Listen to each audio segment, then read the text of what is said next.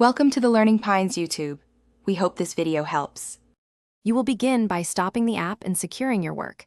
Quit Final Cut Pro and copy critical libraries to an external drive now.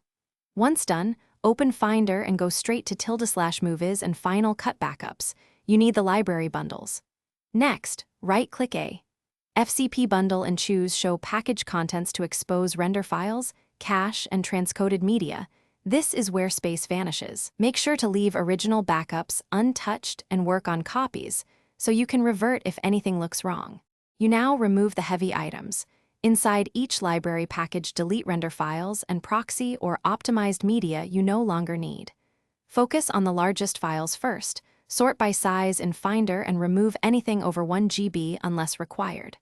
Once deleted, empty the trash to reclaim disk space immediately.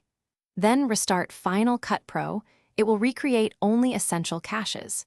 If you need proxies later, generate them selectively for active projects rather than all clips.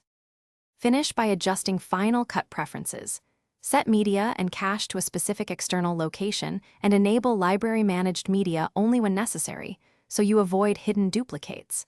Once done, consolidate active project media to one external drive and delete old, unused libraries from disk.